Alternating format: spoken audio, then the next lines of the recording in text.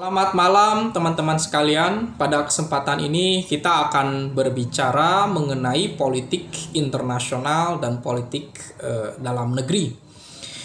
Hari Jumat yang lalu, Presiden kita, Pak Prabowo Subianto menghadiri Forum Ekonomik di Saint Petersburg, Rusia atau Saint Petersburg International Economic Forum yang tentu dihadiri oleh BRIC atau kelompok ekonomi negara ekonomi yang terdiri dari Brazil, Rusia, India, China, dan South Africa.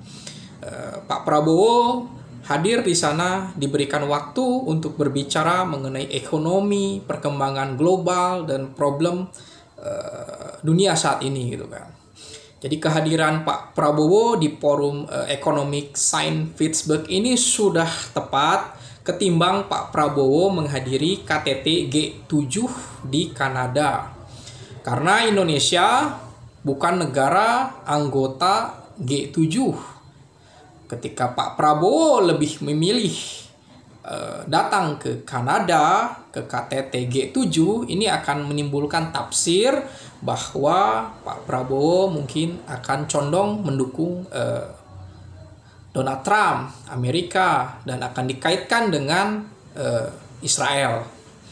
Kedatangan Pak Prabowo di forum ekonomik di Rusia ini menjadi sesuatu yang lebih baik karena Pak Prabowo diberikan tempat, diberikan waktu untuk berbicara mengenai kondisi ekonomi Indonesia, juga berbicara tentang kendala-kendala pembangunan di Indonesia, dan juga tentang filosofi ekonomi jalan tengah Indonesia. Tidak murni kapitalisme, tidak murni sosialisme. Ini sesuatu yang mungkin dianggap dinamis dan harus realistis gitu kan. Karena rumusan barat itu tidak selalu tepat dengan kondisi Indonesia.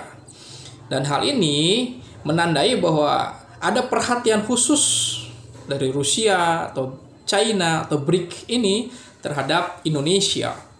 Indonesia memang ya satu-satunya mungkin saat ini negara Asia Pasifik yang memiliki pengaruh karena tentu peran presiden sebelumnya, mungkin Pak Prabowo melanjutkan dari visioner dari Jokowi tentang pembangunan Indonesia.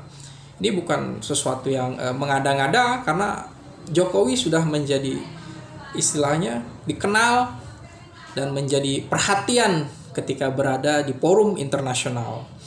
Pak Prabowo tentu saja menjadi sosok yang memahami kondisi dunia atau geopolitik, dan dia secara artikulasi menjelaskan tentang tantangan global, tentang krisis energi, tentang ekonomi dunia, dan ini tentu saja bagian dari yang harus dievaluasi oleh negara-negara besar tentang perang tarif ekonomi. Ini mengganggu sekali.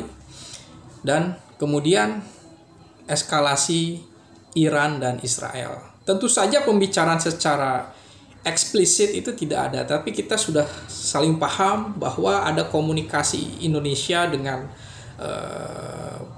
Rusia atau Putin untuk menjaga perdamaian dunia gitu kan.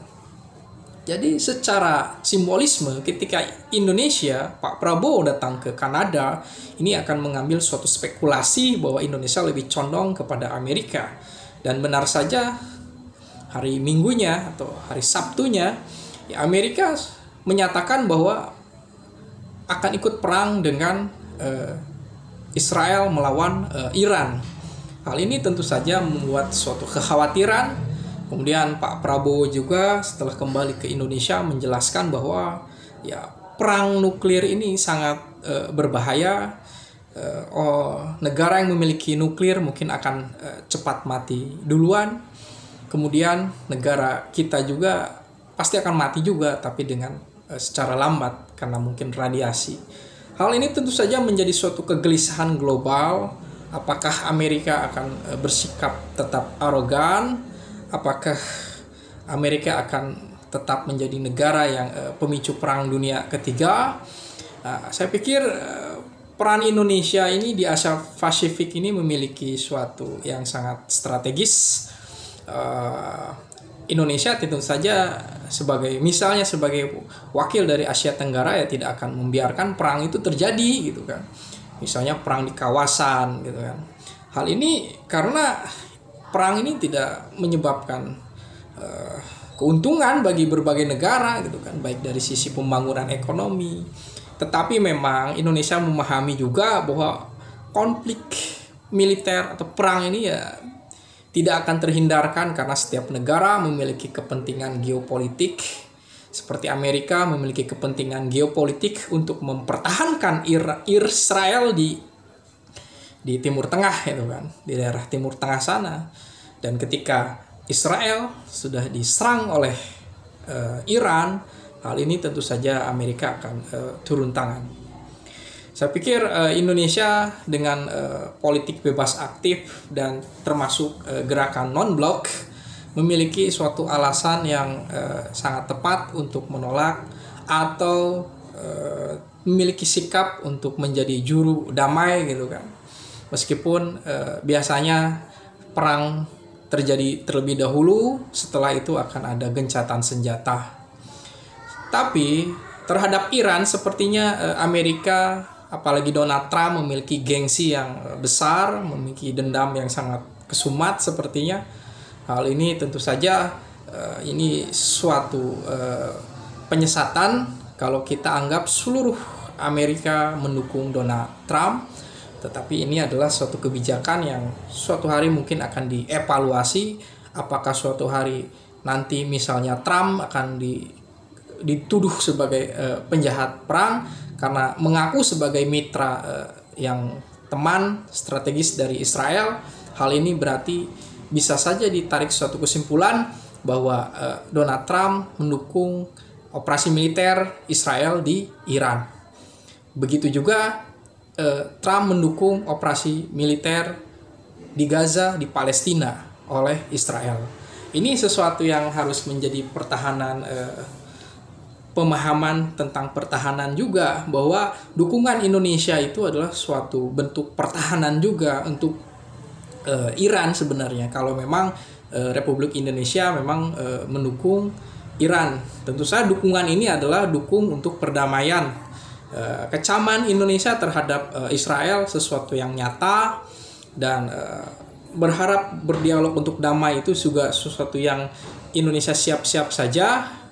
Maka Indonesia dengan Pak Prabowo ini memahami tentang geopolitik Indonesia di Asia Pasifik, dan tentu saja komunikasi yang tegas dari Pak Prabowo harus menjelaskan dan memiliki sikap yang sangat otentik, tetap berada sebagai negara non-blok dan berusaha untuk mengurangi ketegangan dalam eskalasi perang Iran dan Israel.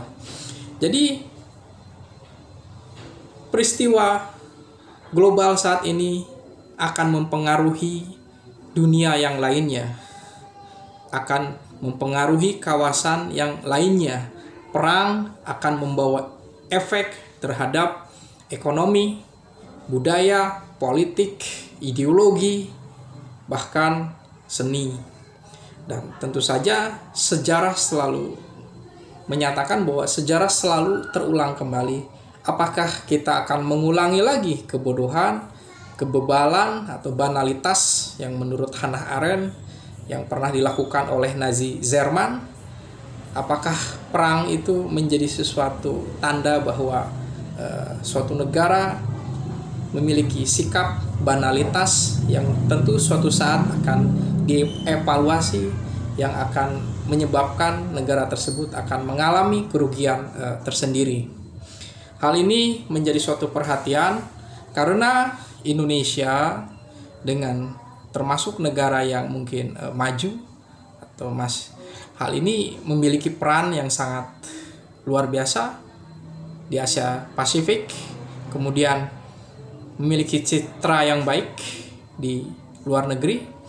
Presiden Prancis pernah datang ke Indonesia, Perdana Menteri Cina datang ke Indonesia, juga utusan Inggris datang ke Indonesia juga.